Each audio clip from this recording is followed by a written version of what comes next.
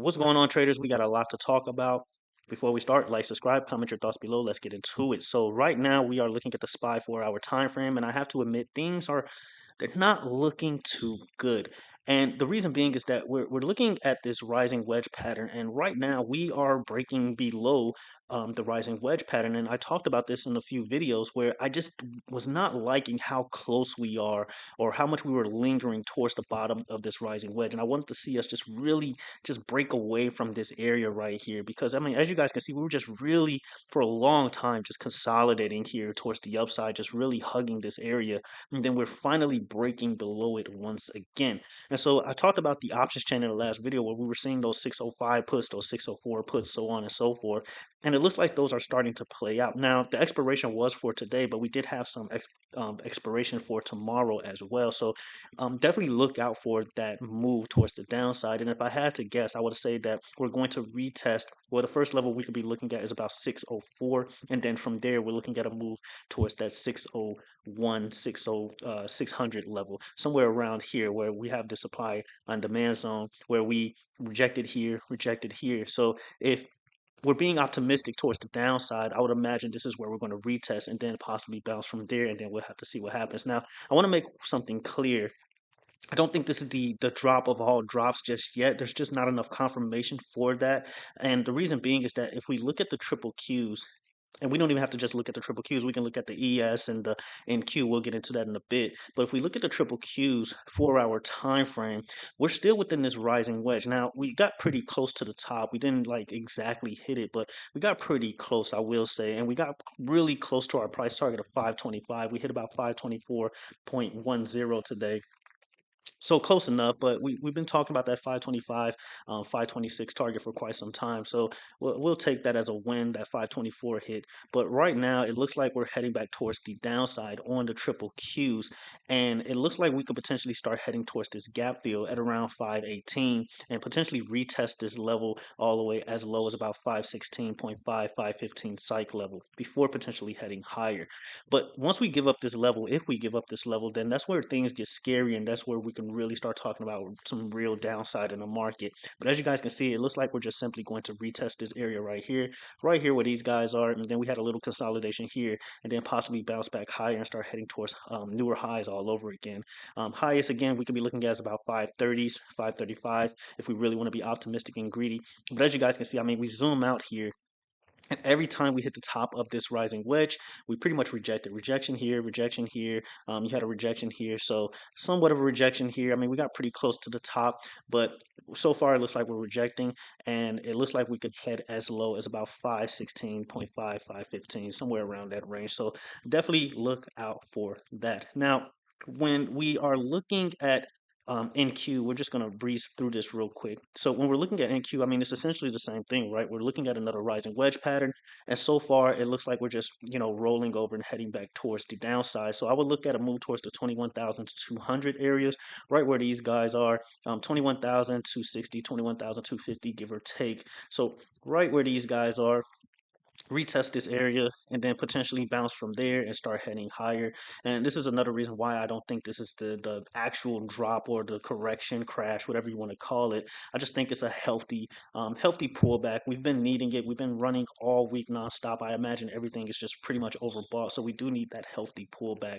And so I do imagine that we're going to see this move happen back towards the downside, most likely tomorrow, and then start heading back towards the upside. But we'll see. We'll wait for confirmation before we start talking about upside from here. But right now, it's pretty clear that we're going to head further down. And so we look at the ES. And we're looking at the same thing. So ES, we had a very hard time getting above 6,100. I mean, you guys see it here. We just been consolidating here. Even last night, we just could not get above that 6,100 target, right? And once we break above here, then we're definitely heading towards new highs. I mean, I think that's obvious. But right now, we have this rising wedge. We talked about this before, and it looks like we're going to roll back into this pattern. Now, we haven't rolled back into it yet, but once we roll back into it, I do imagine that we're going to start heading towards about 6,050, somewhere around that range, and then we'll have to see what happens from there. But again, we still have more space to the upside. It's just we need that healthy pullback, I will say. So something to pay attention to. So right now, I mean, if we're putting everything together, it just looks like a healthy pullback. SPY is the only one so far. I wouldn't say the only one because there is other confirmations that we could see a lot more downside. We'll get into that in a bit. But SPY is like the only one right now where we're really seeing that break of this rising wedge pattern and potentially see a lot more downside. Now, main thing I want to talk about is Bitcoin. So Bitcoin hit our target. We hit 100K, we hit 102K. I said somewhere around there that we're going to see upside. It went as high as about 1,000, 104,000. I said in the Discord, look for a move towards 105,000. We didn't get that, but pretty close. But um, honestly, this move surprised me. This actually surprised me. I mean, we were overextended, but it just surprised me that it happened so fast and we gave up 100K so quick and easy. I mean, it was pretty easy how we just gave that up, right? And so as you guys can see, we wicked all the way down to about 92K. Now, I will say this, I don't think Bitcoin is like going to crash or anything like that. I think that's insane to even say or think about.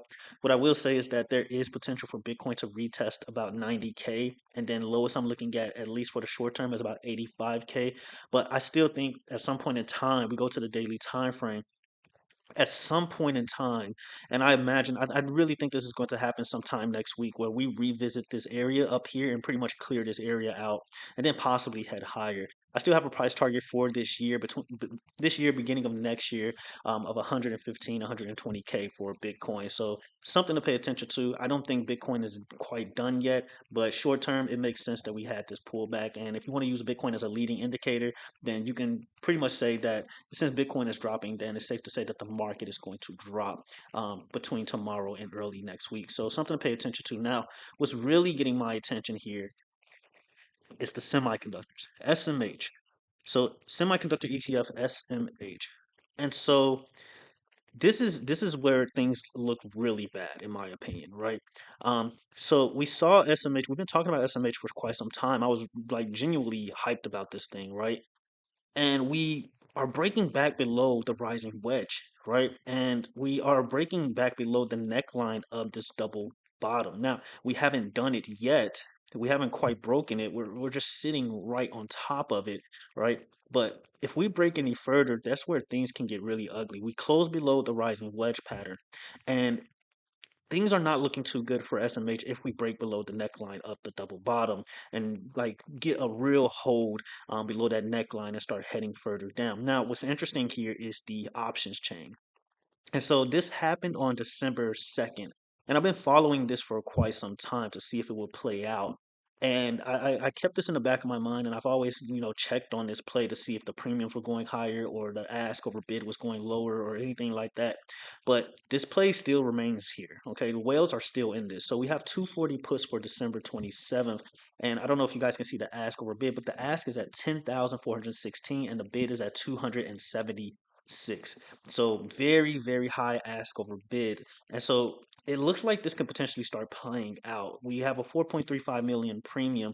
So I would definitely pay attention to this. And it's crazy timing how this happened, because we hit about 253. We pretty much filled this fair value gap here. I honestly thought we can see 260. And I mean, it's pretty early to say, but if we're talking about more downside, I would definitely pay attention to this 240 puts for 12/27 2024. So something to pay attention to. Again, we broke below the rising wedge pattern. We broke back below it. We rolled back below it. So if we give up this 248 level right here, then we are definitely going to head much lower. So something to pay attention to. Keep that options in mind. Maybe you want to play it or you want to track it. It's really up to you. But something I'm going to pay attention to, something I'm definitely going to track. And so another thing I want to look at is NVIDIA. And so NVIDIA, if anything was going to cause the market to drop outside of obviously SMH ETF, NVIDIA would be it. And so we talked about this in the last video where I would like to see NVIDIA retest that 140 level. And so what's interesting, what happened today, so we changed the date on here and we simply type in NVIDIA.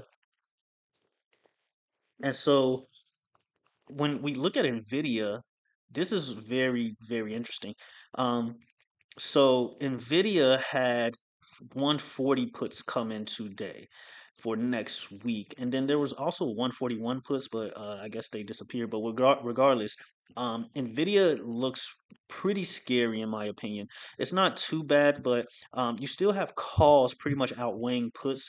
But I would definitely be careful with NVIDIA as long as SMH stays below that rising wedge. And again, it's still holding the double bottom neckline, but if SMH gives up 148, then definitely pay attention to this. But what's interesting is calls are coming in for NVIDIA, right? You have 160 calls for December 27th, 1.92 million premium, but you have a very high ask over bid. And then you have 146 calls for next week, but the bid is higher than the ask. And then you have 155 calls, bid is higher than the ask. And then you have 150 calls where the ask is higher than the bid. And this is the highest premium. You have 9.83 million premium on this. So something to pay attention to. So again, this is why I don't really think we're going to see the correction or the ultimate drop. I do think we're going to drop, obviously, but I don't think it's going to be the end all be all. I still think we have more upside to go in the market, and obviously that can change with time. But I'm just not yet convinced that we're going to see anything too crazy in regards to downside. It's going to look scary from the outside, but obviously, the percentage wise, I don't see anything crazy happening just yet. And so that's what I'm looking at in regards to NVIDIA. So if you really want to play NVIDIA, I would just pay attention to how SMH reacts. If SMH can break back into this rising wedge, I think that's when bulls have taken full control and bears are going to give up. So I would definitely watch SMH over NVIDIA. That's just me. And if we can get that move back in here, so if we can get a rollover back into this pattern, you guys know how I feel about rolling over into patterns. If we can do this, that is an amazing sign, absolute beautiful sign. I mean, you can argue that there's a bottom here and you might form a double bottom here as well. So something to pay attention to in regards to SMH. And so we talk about Microsoft. And so Microsoft is holding up pretty strong despite the slight drop we got today.